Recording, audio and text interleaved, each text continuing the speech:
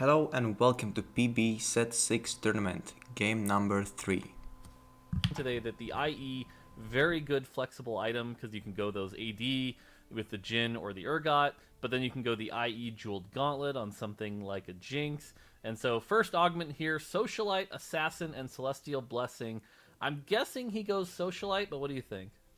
Yeah, I feel like he's leaning towards Socialite. Even Celestial Blessing is kind of Oh, generic. He does take Socialite, and he has 3 Garens in his shop. Garen reroll is actually really strong right now.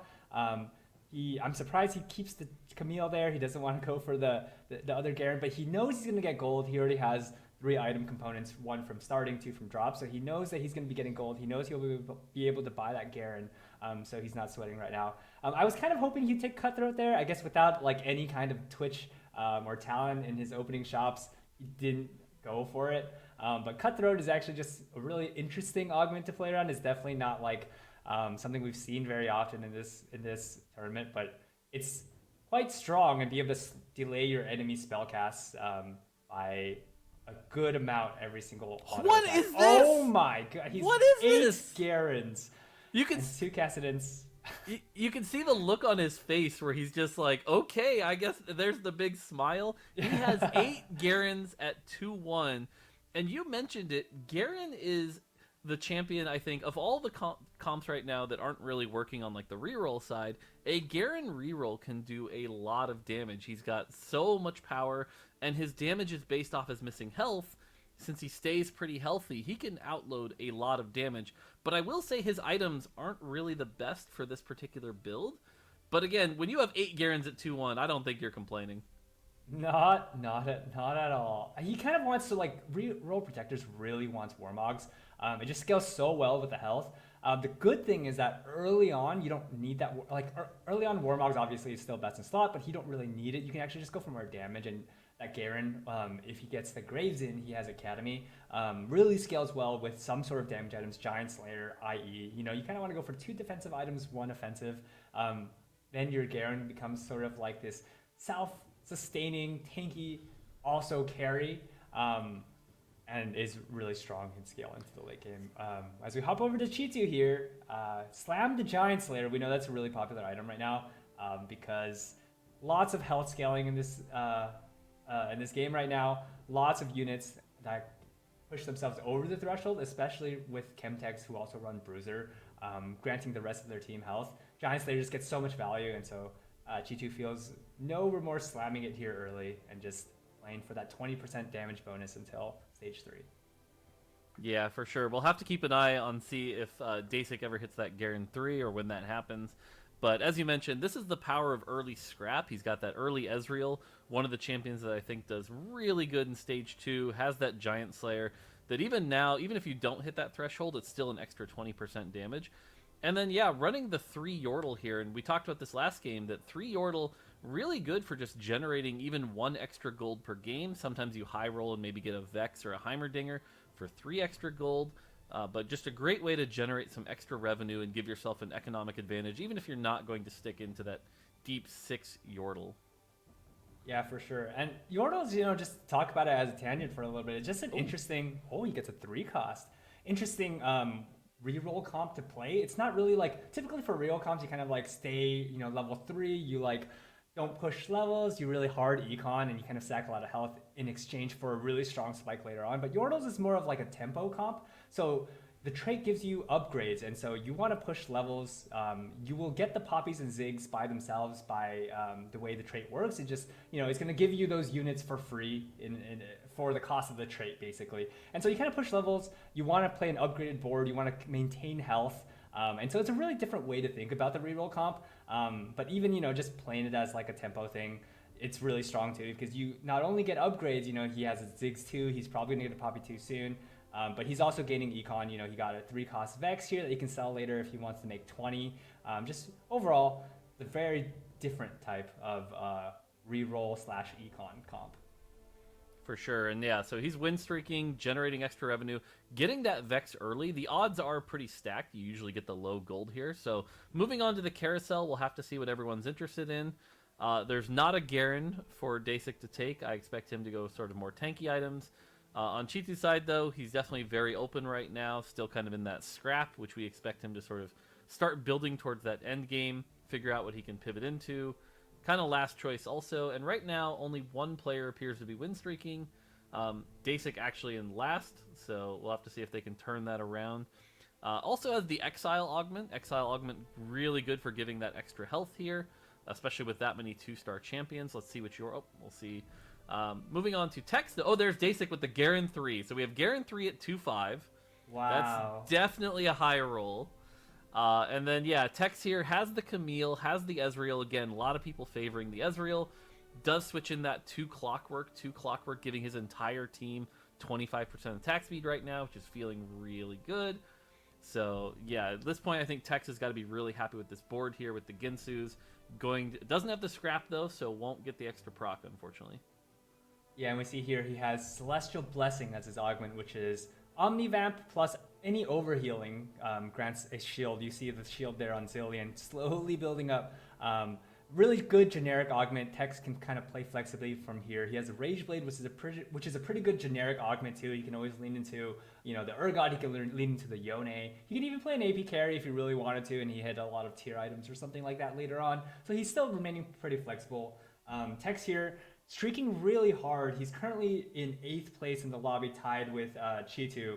And the Brazilian champion here really wants to get a first, you know, to bring it back up. If he gets a first here, he has a chance to come back, bring it back, maybe take the win at the end of the tournament. Yeah, for sure. This is definitely the point of the tournament when you hit that third game where it's like even 2 bad games doesn't necessarily mean you're out, but a third bad game definitely puts you on the back burner and in a really tough position here. So again, does use also that Camille. Camille very strong in the early game, and so here we can see how he does against the Yordles. But again, I expect that Camille especially to do very well here. Does get shrouded, which shouldn't impact things too much, but once this Ezreal ramps up, gets his full 5 stacks from his spell, as well as the Ginsu's Rageblade stacks, fully expect this to kind of mow down. And so now he is going to go in with 100 health, 20 gold. Definitely a great position to be in at this point. We see the Ezreal there missed like 2 Mystic shots. This is something that we would say a lot in playtests, like classic 1 costs, because 1 costs kind of have this very high variance with their spells. Ziggs, Ezreal, these units have a tendency to miss their spells sometimes. Twisted Fate, that's kind of how it is with 1 costs. You know, they're not always fully consistent with their spells, and so we see Ezreal miss a lot there. Classic 1 cost, just missing and not always pulling their weight. But for the most part, you know, that Ezreal still did a ton of work, did a lot of damage. As we jump over to Grand Vice here, slammed the early ZZ Rot, the Stone Plate, very flexible frontline items here. He also has a Rabadons, which means signals like he might be committing to an Arcanist type build. Fortunately for him, he drops a tier. You know, Arcanist, we saw like Soju last game. He dropped a tier, but he's used it on Archangel staff. And without any kind of mana generation, Arcanists really struggle. He drops a Shojin, which is perfect. He can play towards Lux, he can play towards Victor. He can even just play Malzahar for now, which is really good.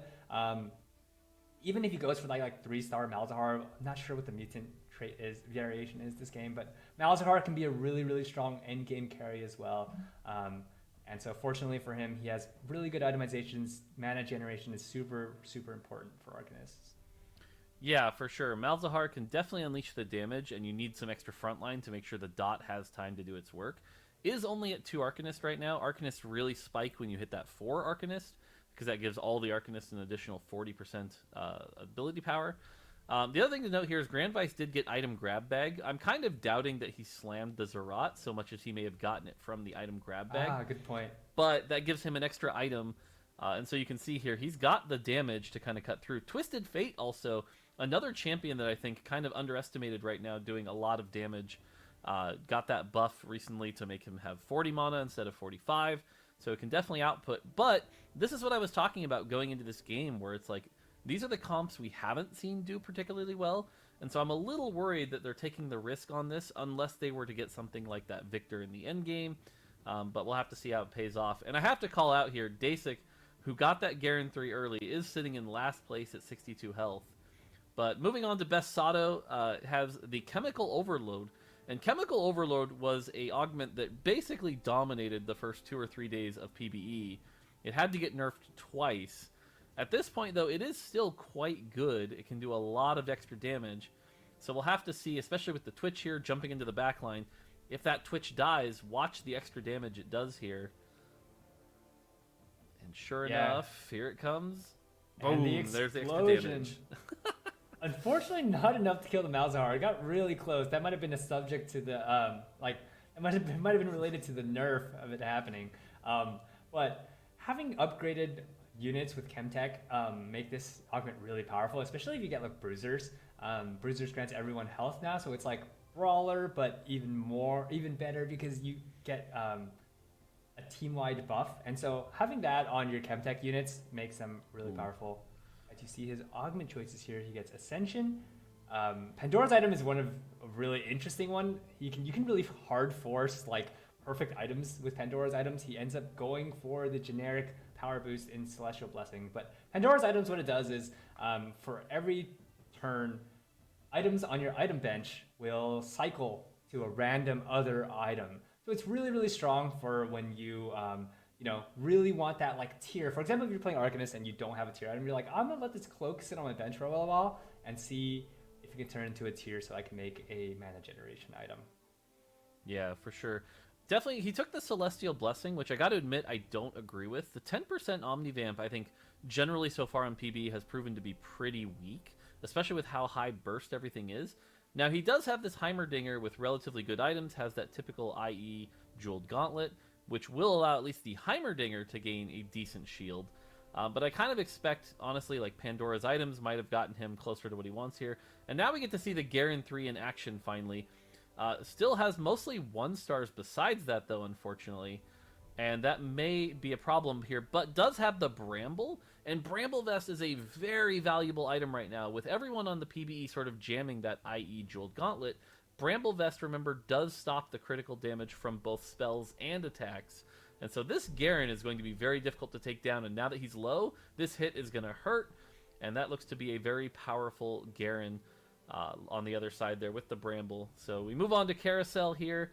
And I think Sato here is definitely going to be looking for some sort of mana generation item, hopefully. Probably going for that tier, so at least his Heimerdinger can cast. But again, this is what we've seen, is that these caster comps haven't really been doing that great in the endgame. Yeah, I'm surprised to still see many players lean towards something like this. He had the Jeweled Gauntlet and he slams the IE. It's a really good item combo. Actually, he can still even go for a more offensive build or AD focused build if he wanted to with this. Like we know that like Jace, for example, is really strong with these items just because Jace dishes out so much damage. I believe Dasik hit the Warmogs there, which is really good for him. He might be able to turn it around now. He's already no longer in 8th place as we hop into Torik's board right now. Torik running the 2 Challenger with Samira build. He doesn't have Imperials in, but he's using Samira here as an item holder who's really strong in this stage of the game. You know, she dishes out really good damage. She's just extremely fragile. And so he does have a pretty strong front line. Tarik recently got buffed so that every time Tarik heals, any overhealing becomes a shield. And you see here he healed the Zillion, which got a large shield. It's one way for him to keep his Samira alive, but it's not enough. Grad Vice actually streaking with this Arcanist Malzahar build. He's actually so strong. Looks like he has Innovators in as well to end Azizi Rot Portal, which just has so much frontline. Yeah, I think the big thing to call out here is that GV8 kind of playing what we see more on like the competitive ladder right now, which is that aggressive 3-5 level 7. Leveled to 7 because he got the Hyper Roll augment as his second augment. So now by staying below 10 gold, he can get 3 extra gold per round, which is a lot of extra value. And so push that advantage. And Torik here, who's still stuck on a 1-star Samira, just doesn't really stand a chance here. And I think, unfortunately, we're seeing a bit of dizziness again from Torik, who's not really sure what to do. He's got solid items and clearly has a comp in mind. But unless he hits that comp, I think we could see a pretty big crash and burn again. And even has an Arcanist augment, which is a good augment to take, as it only requires 1 Arcanist to give that 20% AP to your team. But right now, just too weak of a front line. And so here again, we see that Garen in action, as well as the Assassins. And Assassins have not been the thing we've seen this weekend. I think this is the first time we've really seen somebody willing to play 3 or 4 assassins. Yeah, I'm actually really excited to see Assassins here. Assassins kind of combo pretty well with the Protector build just because Garen and Katarina go really well together and you kind of roll for them around level 6.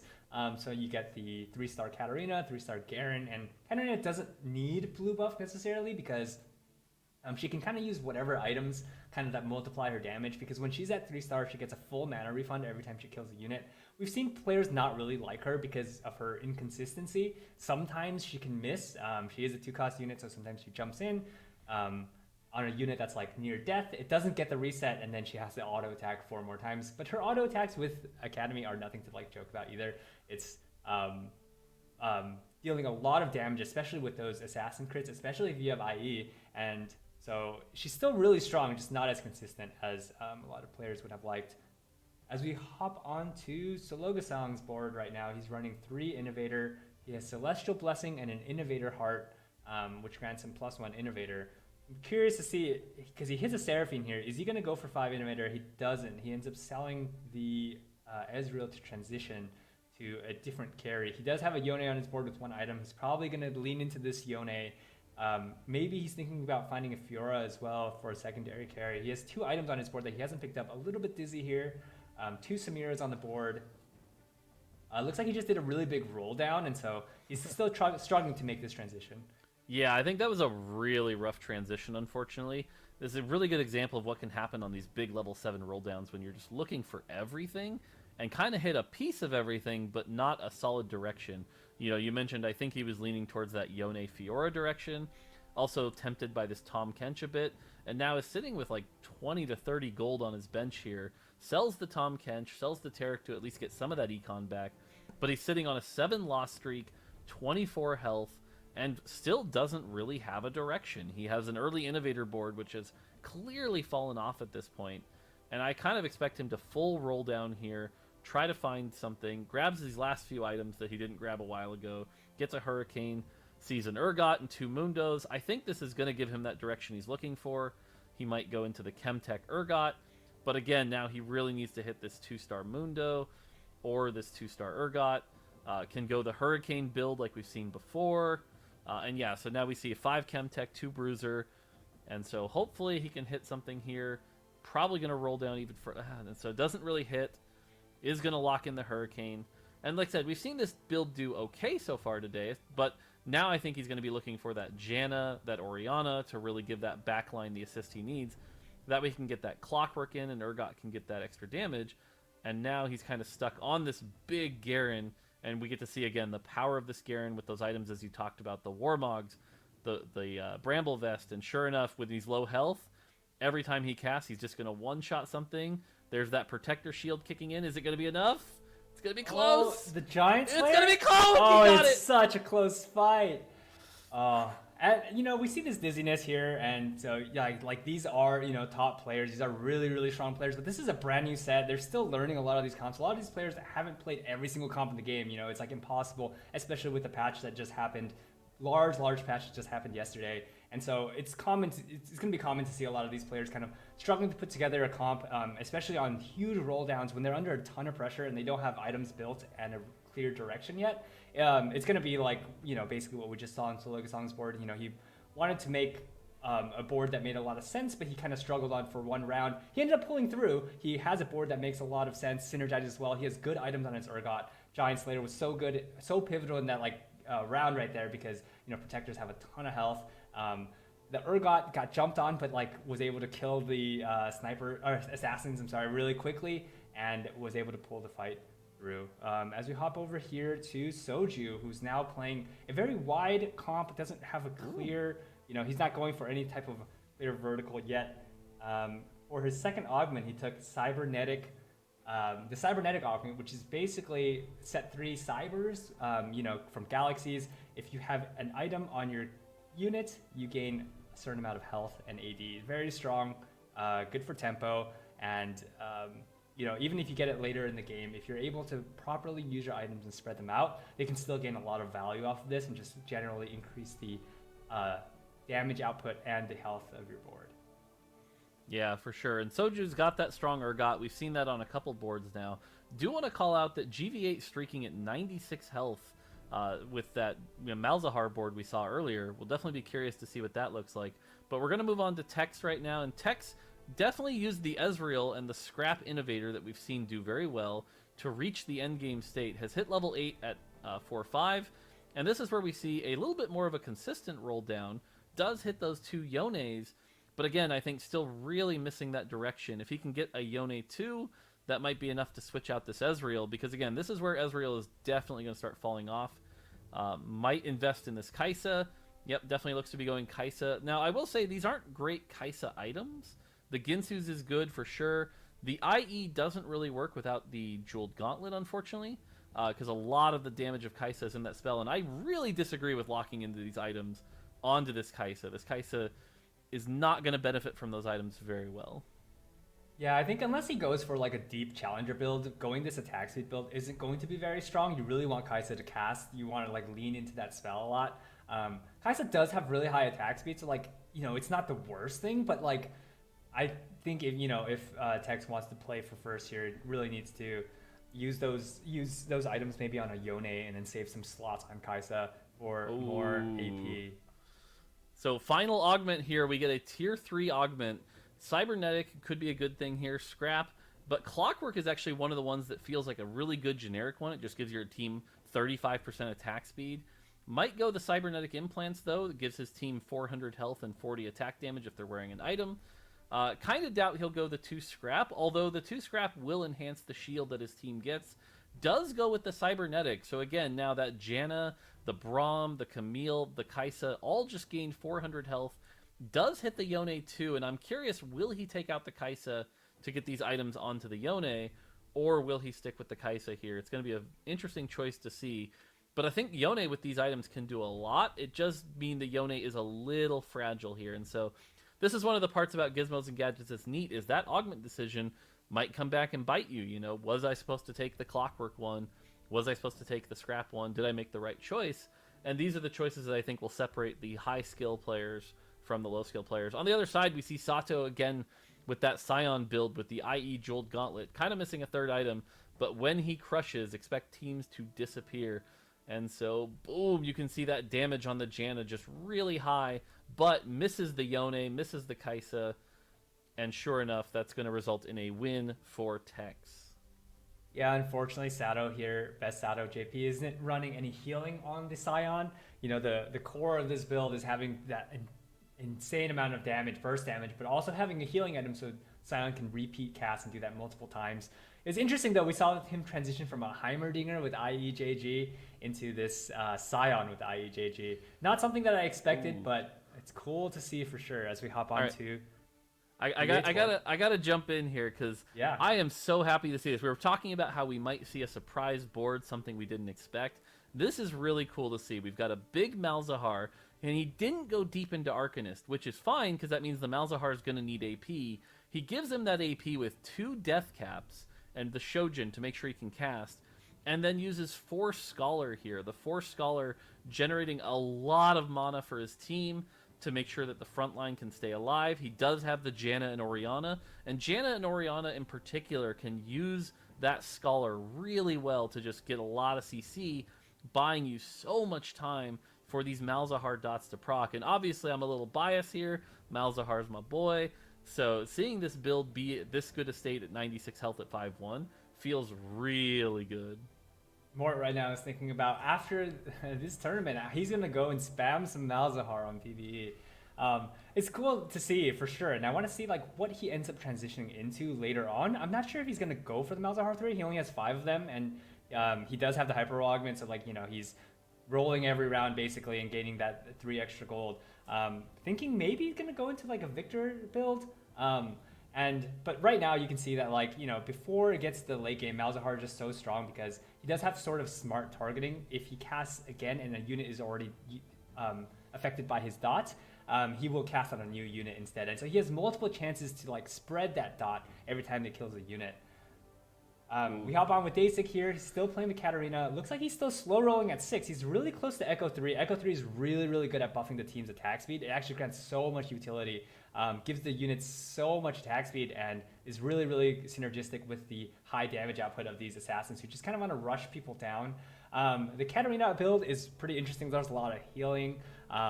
She's gonna, once she gets 3 stars, she'll be getting a lot of resets. But before that, she's gonna struggle to kill many things. As you see here, she's not able to one-shot the Urgot, but got assistance from Shaco and was able to take him down. I wonder at what point Dasic's gonna roll down to 0 here. He feels pretty healthy. He feels okay. He feels like he can save a lot of health with this Garen. There's already 2 players that are on the verge of death, Solo Gasong and Sato JP. So I do want to call out here for Dasic. The big thing he's got here is with his prismatic augment, he took the protector one, which made him go from 2 protector to 4 protector, which might not sound like a lot, but 20% shield versus 45% shield, that is more than doubling the effective shield of this Garen. So this Garen actually just became a lot more effective. Now, unfortunately, for this Garen build to be truly successful, you usually want something like a Hodge or a Bloodthirster. Does hit the Echo 3 here, which is really big, so that'll give his team some extra power here. But I really do want to see, you know, if he can get from the carousel something like a Hodge or a Bloodthirster, then this can turn into a first-place comp. Without it, though, what we keep seeing is every fight, it's that Garen by itself, and it doesn't have the sustain to reach the end game. So I like his augment choices. I like his positioning. If he can just get that item. Unfortunately, on the other side, there is an Enforcer here. With running the 4 Enforcer, the Katarina and the Garen get locked in place. And my god, that Giant Slayer on that Urgot just tears through the Garen, despite having a Bramble and all that armor, showing the power of that item. But thankfully, the Assassins are able to clean up, and Dasic comes out of this one with a win. I really like that build. On the other side, it's really interesting. There's 4 Enforcers, sorry, and a Zephyr. So being able to get that off, yeah, I know what you want to call it right here. The Protector Emblem. If he can get that Protector Emblem, that is so such a good. big spike. Yep. So now Protector is now at 60%, and he can put this on Echo to give Echo a massive shield as well. Dasic just is showing how Protector can work. It does require a bit of luck, but my god, what a good item for Dasic. Again, not a Bloodthirster or Hodge for this Garen, but 5 Protector feeling real good right about now. Protector Emblem is so strong to play around because, especially if you're already playing some sort of reroll comp, Protector just gets so much value from increasing in tiers, but also just some units are gated by mana cost. That's a lot of the Protector units, and so getting a Protector spat and being able to kind of break that rule, put it on any unit that can cast a lot, is just so strong. Unfortunately, Echo is not one of those units that casts a ton. He does have attack speed on Echo, but it is a 3-star Echo, and so getting a 60% shield on that 3-star health is gonna be nuts. Yeah, look at the size of these Garen shields now. These Garen shields are big, and keep in mind, he's not mono-locked during those shields, so by the time you burn through the shield, he might already have enough mana to go again, and so this is just a big buff. But unfortunately, we're seeing here that, again, without that sustain, the Garen's going to end up getting taken down, and this Yone is just kind of going to go to town. But, oh, if he could just get a 3rd item for this Garen. Yeah, and just talk about the lobby a little bit, too. Torek goes out in 6th. So Logasong we saw with that, trying to make that Urgot build work, goes out in 7th. Cool thing to see is Tex transitioned his Kaisa items over to Yone here, the board that just beat Dasic, as Dasic continues to roll for that Katarina 3. Unfortunately, it doesn't hit. That might spell trouble for Dasic, who's at 1 life left. As we hop over to Soju, 4 Enforcer because he took the Enforcer Soul, which grants +2 Enforcer, and the Zephyr. So he's going to play with a 3-unit advantage for the first 4 seconds of the fight. Super cool to see. There's also 4 Twin Shot, which was recently buffed. So 4 Twin Shot now grants 30 AD to all of the Twin Shot units too. So that helps with the supportive units get a little bit more AD, but also in general granting the main carries of the comp a lot of damage too, because 30 AD is nothing to scoff about. Yeah, look at the damage this Urgot is pumping out. He is just tearing through these things with the combination of the Twin Shot. But unfortunately, the Yone, the Clockwork Yone going crazy there and knocking Soju in a bad spot here. So we're going to have to see what happens. The Garen versus Mundo does have the Bramble. Did he get a Hodge on there? Is that what I saw? I missed that. He Yeah. did get a Hodge on there. Nice. What I do want to call out is also Yone just looked so sick when he's killing units. He just dashes around, especially with a unit like an item like Rage Blade. Some of those animations, the team really put in a lot of work on those.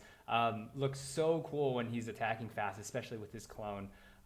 So that Yone was able to be positioned well to like be able to assassinate the backline. Yone sends out a clone within 3 hexes, and so like if he's on the right side and he's on Urgot side, he can send that clone onto Urgot and really burst down the Urgot. Even if Yone is CC'd, that clone keeps on attacking, and if that clone kills things with Challenger active, he'll dash over to the next unit. So you can just really have that Yone, even while Yone is CC'd, have that Yone kill the entire backline, sweep through it with high DPS.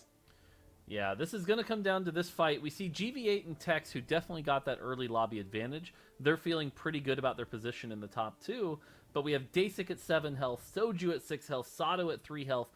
And again, with the point system, the difference between getting a top 4 is 2 points here. So this round... Oh, Sato hits the Scion 3. Scion 3 with those items is close to unstoppable as long as it has some healings.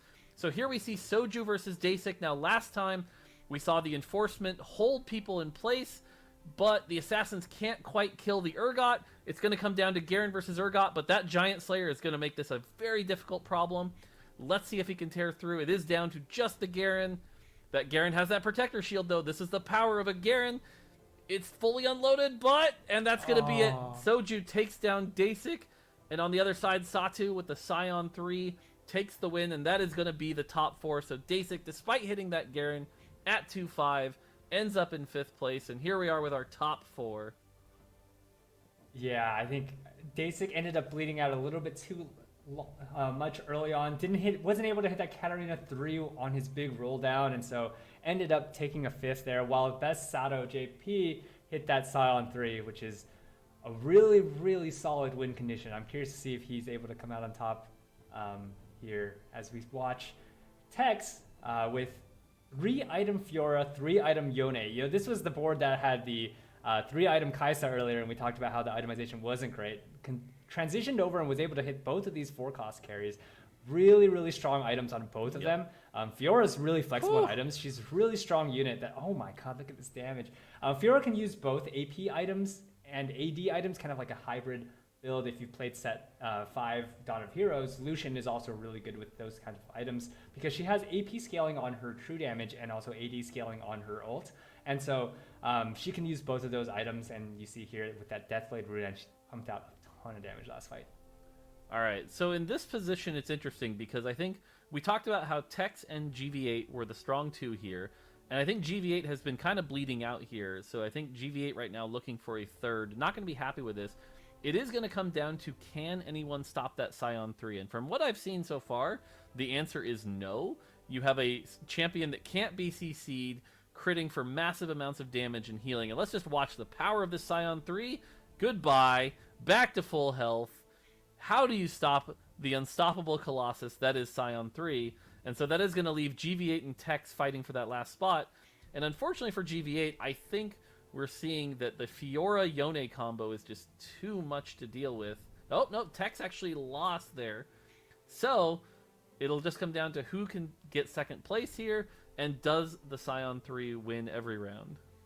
Yeah, Tex, I believe Sato was up against Tex there, and that was actually extremely good positioning there. Draw the Scion to the other side so that Scion doesn't have a high chance to ult the clump. Unfortunately, Scion does have smart targeting, so the clump did walk up, and Scion ended up hitting the whole clump and killing all of those challengers anyways. So didn't work out, but the idea was there. That was really clever positioning. I'm a really big fan of smart position game, but this Scion has 2 chalices, a healing item, and IEJG. It's going to be really, really, really tough to kill. A ton of health, as you mentioned, more unstoppable, as in cannot be CC'd. So going to be really difficult to take down.